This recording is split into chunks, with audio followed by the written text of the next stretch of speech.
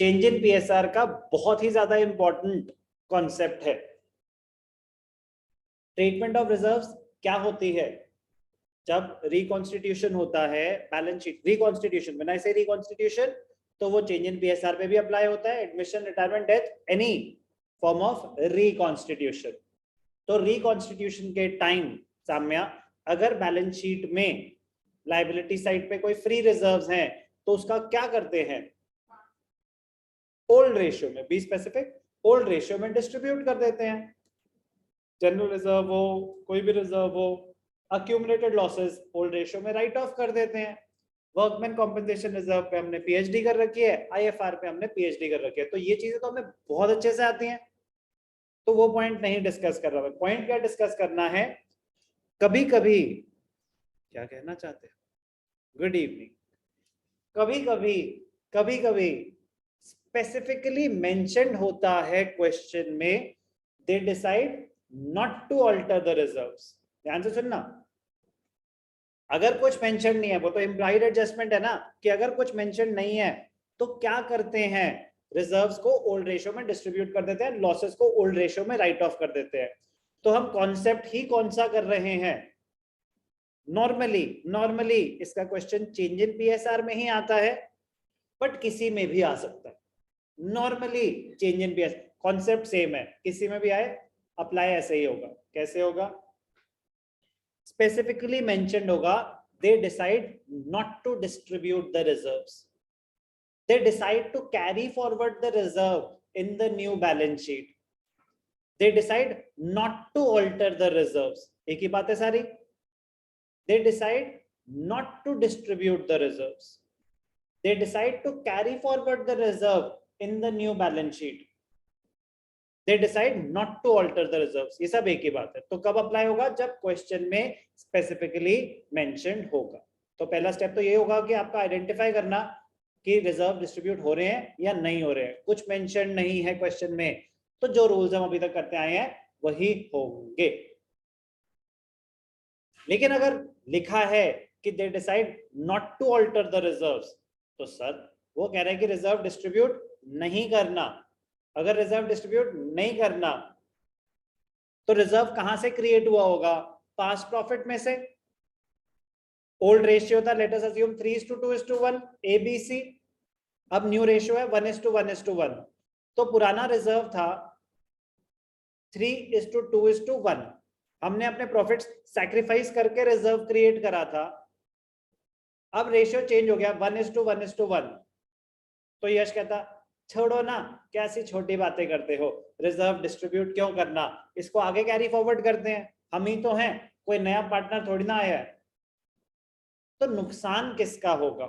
नुकसान उसका होगा जो पहले ज्यादा रेशियो जिसका हाई था, जो सैक्रिफाइस कर रहा होगा ना, जो सैक्रिफाइस कर रहा होगा उसका नुकसान हो जाएगा।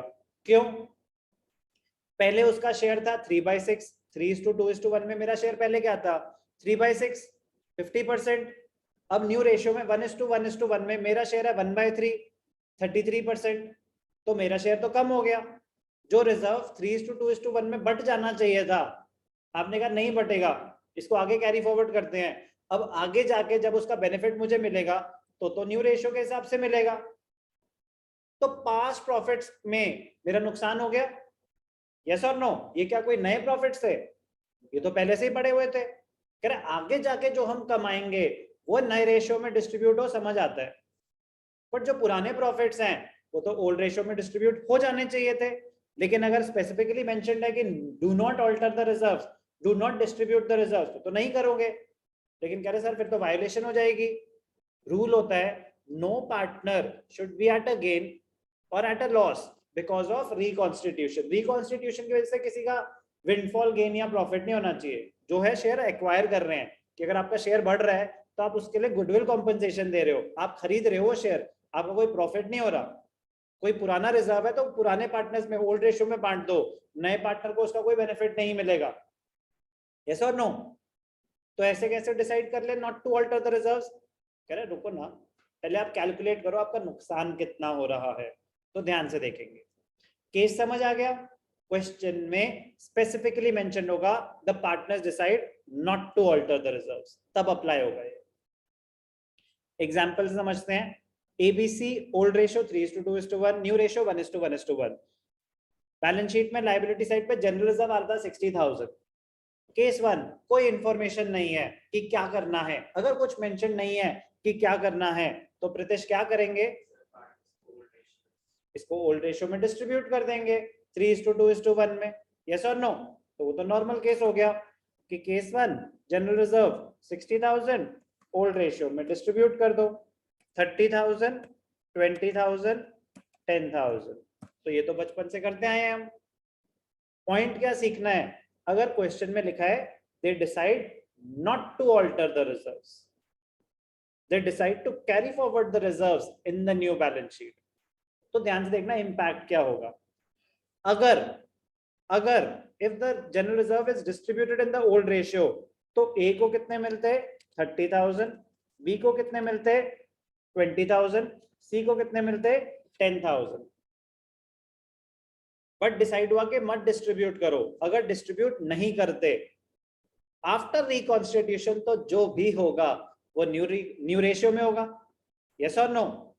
तो अगर आगे जाके डिसाइड हो गया कि चलो ठीक है आप बांट लो, तो नए रेशियो में अगर बांटेंगे न्यू रेशियो तो 1:1:1 है।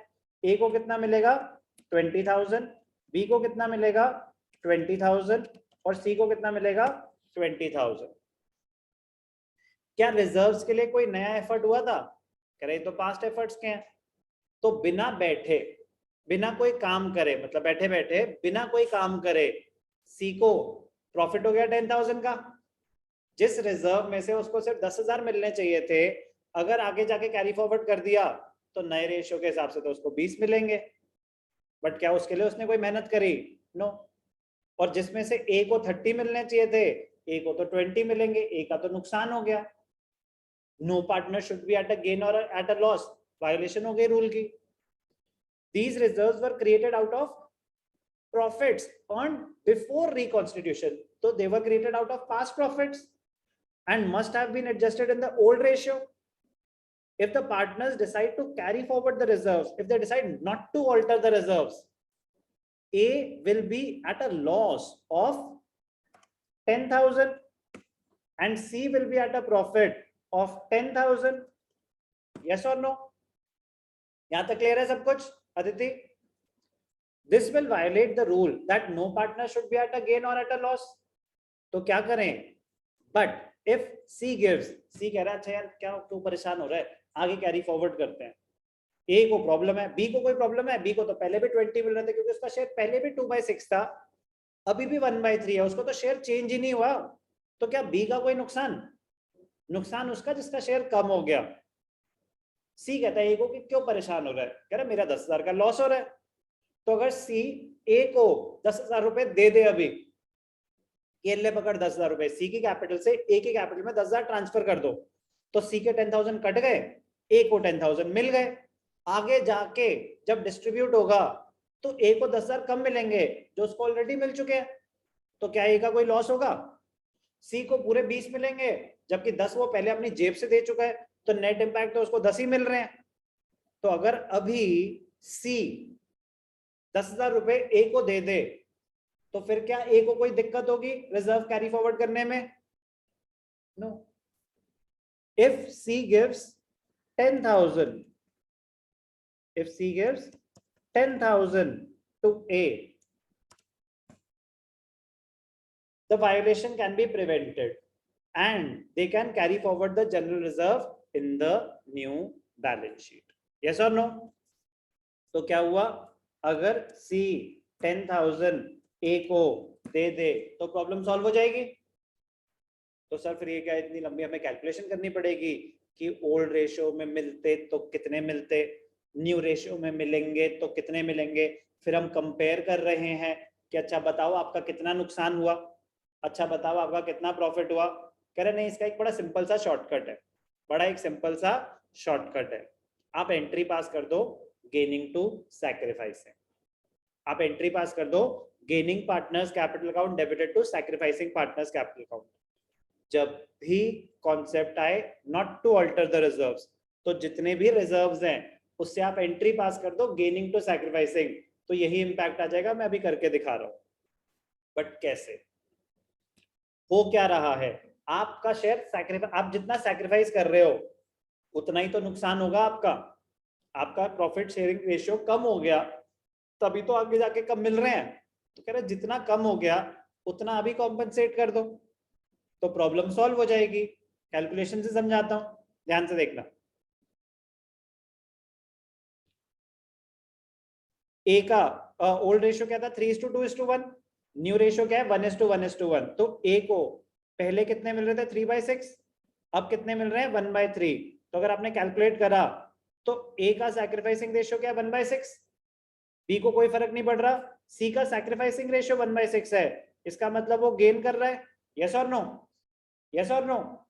तो अगर वो गेन कर रहा है तो क्या होगा, अगर 60,000 को 1/6 से मल्टीप्लाई करा तो कितना आया, 10,000। ये क्या थी, ये रिजर्व की वैल्यू थी। तो कितना सैक्रिफाइस करा आपने, 1/6, तो 1/6 क्या वैल्यू आई, 10,000। तो अगर 10,000 सी ए को दे देगा, C is the gaining partner, gaining partners capital account debited to sacrificing partners capital account. तो यहाँ पे भी क्या है, गेनिंग टू सैक्रिफाइसिंग, तो आप ये डायरेक्ट एंट्री पास कर सकते हो। If the partners decide not to alter the old reserves, an adjustment entry can be passed to incorporate the change। adjustment entry क्या है, gaining partners capital account debited to sacrificing partners capital account। A ने कितना sacrifice करा, 10,000, C ने कितना gain करा, 10,000, 1/6 के हिसाब से आ गया। तो अगर C A को 10,000 रुपीज दे दे तो क्या A को कोई दिक्कत होगी। तो जब भी कॉन्सेप्ट आए when they decide not to alter the reserves, तो आप उसका टोटल करो। ये तो एक रिजर्व था, अब ऐसा होता है जनरल रिजर्व था 10,000, पीएनएल क्रेडिट बैलेंस था 50,000, तो टोटल 60,000 हो गया। 60,000 से गेनिंग टू सैक्रिफाइसिंग कर दो। सर ऐसा हो सकता है कि जनरल रिजर्व था 10,000, पीएनएल क्रेडिट बैलेंस था 50,000 और डेफर्ड रेवेन्यू एक्सपेंडिचर भी था 20,000, तो वो लॉस है, वो माइनस कर दो। आप टोटल कर दो इन चीजों का, जितना भी टोटल आता है उससे एंट्री पास कर दो, गेनिंग टू सैक्रिफाइसिंग। और सर अगर लॉस है, सिर्फ लॉस है, ध्यान से देखना, इंपॉर्टेंट पॉइंट बोल रहा हूं कि रिजर्व नहीं है, पीएनएल क्रेडिट बैलेंस नहीं है, सिर्फ डेफर्ड रेवेन्यू एक्सपेंडिचर है। ध्यान से देखना, डेफर्ड रेवेन्यू लॉस है ना, कर लो कैरी फॉरवर्ड। ए कहता है कर लो कैरी फॉरवर्ड, मेरा तो शेयर कम हो रहा है, तो आगे जाके मुझे लॉस कम बेयर करना पड़ेगा। तो अब गेनिंग पार्टनर का नुकसान हो रहा है। अगर आप लॉस कैरी फॉरवर्ड करोगे, जैसे आप रिजर्व्स कैरी फॉरवर्ड कर रहे हो, तो अगर लॉस कैरी फॉरवर्ड करोगे तो जिसका शेयर बढ़ गया उसका नुकसान है ना, तो रिवर्स एंट्री हो जाएगी। कॉम्पनसेट कौन करेगा, सैक्रिफाइसिंग पार्टनर, क्योंकि जिसका शेयर कम हो रहा है उसका फायदा हो रहा है उस केस में, तो ऑपोजिट एंट्री हो जाएगी, सैक्रिफाइसिंग टू गेनिंग। तो अगर आपके रिजर्व्स कैरी फॉरवर्ड हो रहे हैं तो एंट्री है गेनिंग टू सैक्रिफाइसिंग, और अगर लॉसेस कैरी फॉरवर्ड हो रहे हैं तो ऑपोजिट एंट्री हो जाएगी। लॉजिक समझ आ गया ना। तो बेटा कॉन्सेप्ट तो इतना सही है, इस पे मैं एक दो क्वेश्चन करके दिखा देता हूं ताकि आपको भी पता चल जाए कि इतना सही है। ओके, पॉइंट क्या है, अगर स्पेसिफिकली मेंशन्ड होगा the partners decide not to alter the reserves, तो क्या हो जाएगा, आप देखेंगे रिजर्व्स कितने हैं, अगर कोई लॉसेज हैं एक्यूमुलेटेड तो वो माइनस कर देंगे, जो भी नेट अमाउंट आया उससे क्या एंट्री पास कर देंगे, गेनिंग टू सैक्रिफाइसिंग। अगर वो पॉजिटिव अमाउंट है, प्रॉफिट्स हैं, तो गेनिंग टू सैक्रिफाइसिंग, अगर लॉसेज हैं तो सैक्रिफाइसिंग टू गेनिंग। बेसिकली क्या है, जिसका फायदा हो रहा है उसको कॉम्पनसेट करना पड़ेगा, किसको, जिसका नुकसान हो रहा है। तो जिसका नुकसान हो रहा है उसको पैसे मिल जाएंगे अभी, जिसका फायदा हो रहा है उससे पैसे ले लिए जाएंगे। कि जितना फायदा हो रहा है भाई साहब आप इतने पैसे दे दो, no partner should be at a profit और at a loss because of reconstitution. Okay, कोई भी डाउट, चल क्वेश्चन करके दिखाता हूं।